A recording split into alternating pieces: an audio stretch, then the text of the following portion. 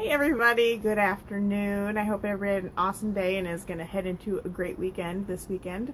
This is Chandra Rankin, chandrarankin.com, and I'm coming to you live out of the Heartland. I feel so excited. End of the week, and it's going to be a beautiful weekend, and it's November. Oh, it's crazy. Just love breathing in the air. It is gorgeous, gorgeous out. So I hope everybody's doing great. I was just wondering what you think about curbside appeal. Have any of you, I should say, if I'm speaking proper English, have any of you ever been to the Netherlands? I have been there, but it was a long time ago. The Netherlands is beautiful. And the thing that has really struck me, and I think about a lot for some reason, but every single front yard of every home, and the homes aren't super big, I guess, in the area that I was in. I did a family stay for just a few days, but we were in the country for a little while. But the front yard is like this awesome garden, and I don't mean just like a food garden, but they have all these plants, and it's just beautiful to look at. It's not like, okay, I just have grass in my front yard. No, it's so ornate and it's beautiful. And I always wondered why they did that, and I kind of looked that up a little bit, but I didn't come across, the exact history of it. I'll probably have to delve into that a little bit more, but I think some of it is related to the English and their love of gardens, although the formal gardens of the English are not exactly like the ones in the Netherlands. To me, those are a little more eclectic, and they just combine a whole bunch of different stuff, and it makes it just a really cool space. But they call it a front garden instead of just a front yard, a front garden.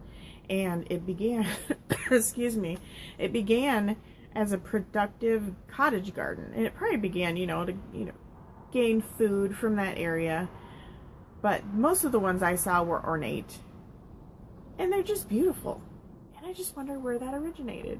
And I think about that. I love gardening, and I love seeing beautiful things all put together in an aesthetic way.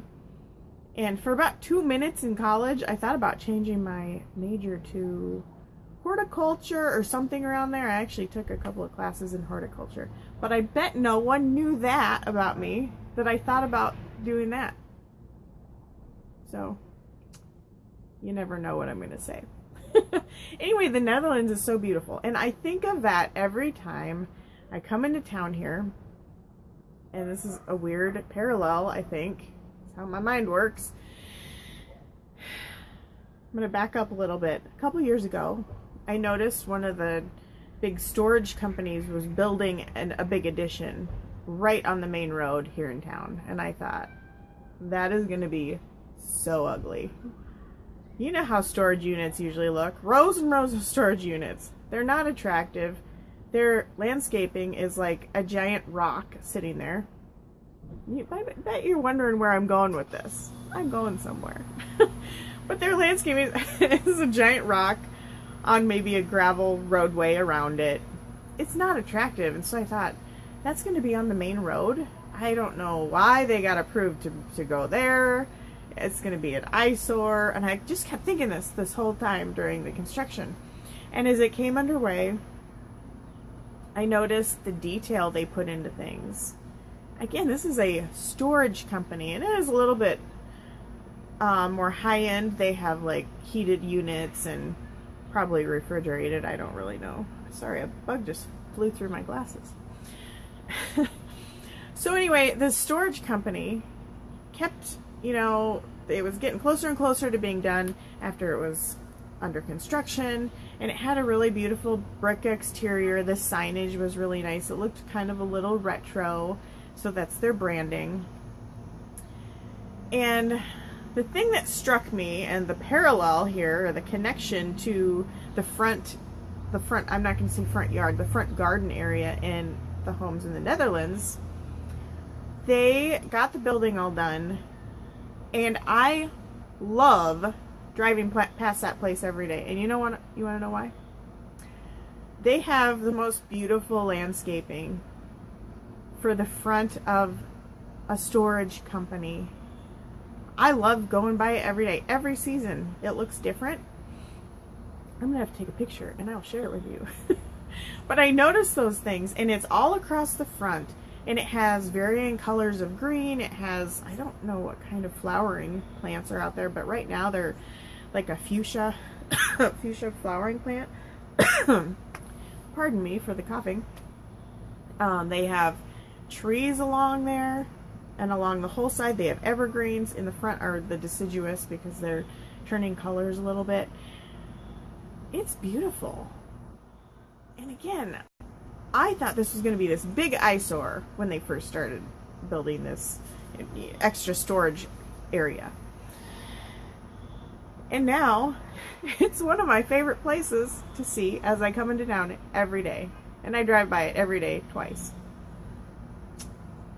I think that is a huge testament to the kind of company they are, taking the time. Did they have to do amazing landscaping with limestone, big chunks of rock in front? No, they didn't. But they took the detail and care to do that. And to me, that's just really special. Just like those homes in the Netherlands with the front gardens. Love it. And I'm going to take a little detour today, and I'm going to talk about at work. So I was at work today, and one of my coworkers was behind me, and I often stop and talk to him. I hadn't for a while, so I, kind of was chit-chatting. And he saw, as you can see, I'm wearing a flannel shirt and jeans today, because it's a little more casual on Friday, but I usually try to look nice still, even though it's more casual. So I'm wearing my flannel shirt. And he's like, whoa, what? I'm not used to you looking like that. I'm like, what are you talking about? And he said, I'm used to you looking pretty upscale. I thought, well, I don't know if I look upscale, but okay, well, that's an interesting comment. Because I think he was wearing plaid, but I was actually wearing flannel plaid. I love this shirt. It just says fall to me. Plus, it's happy because I have a yellow shirt on under it. I've been wearing a lot of yellow this week. So anyway, he was surprised at how I looked. He was still complimenting how I looked, but just said I looked different than normal. So, start my wheels going as I was coming home, and of course I was driving by the Quality Care Storage Company, and I thought, do we think about our first impressions and then our consequent impressions after that? Do we think about it? First impressions, of course, are important because, of course, I did not wear a flannel shirt on the day I interviewed. I might have gotten the job, who knows? But I didn't wear that because you're trying to make a good first impression. Well, what about every impression after that? Do you stay consistent? Are you all over the place? Do you wear a flannel shirt and ripped jeans one day, and the next day you have your LBD on, your low black dress? And sometimes that's fine, but in areas you're supposed to be consistent, people expect that of you. They begin to crave it.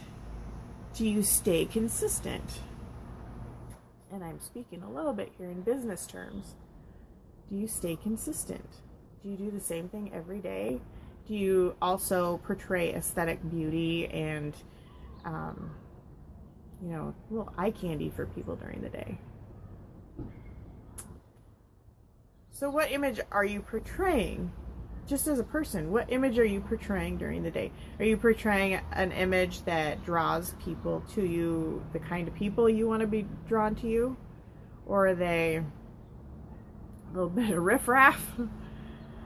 What kind of people are drawn to you based on your outward look? Because come on, we do judge book by the cover. We do. And of course, once you get to know a person, you know them more, but we all judge things by how they look. And by that, I also mean how you look, how you carry yourself, your body language. That is all part of the package, baby. So what do you do? How do you carry yourself? And are you thinking about it? Are you doing something you don't even know about? Are you paying attention to that? I'm going to start paying attention more because I was interested about that comment that my coworker said to me today about how I normally looked up scale, and today I just looked different. It made me laugh. We're good friends, so I can joke around, but I just thought, what does that mean? So what image are you portraying? What are you trying to portray? Think of your brand, and I don't care if you're not in business. You are a brand. You are your own entity. You have your own goals. You're trying to accomplish things, and your brand is everything that you are. It embodies you. I just was thinking that all this was so interesting because it's what we are. And then we have to focus. If we're all over the place, and I kind of am sometimes, what do we want to focus on? What do we want to focus on to be our brand? And when we focus on that, we pick something, then we should be consistent with that. You know, and a little deviation now and then isn't a big deal. But that consistency creates trust from people. So are we being consistent so people can trust us? And either create a friendship or create a business partner or a customer or, whatever direction you're thinking of doing, but are you creating that trust? What is your brand? Have you ever thought about it? What's your brand? Again, I don't care if you're not in business.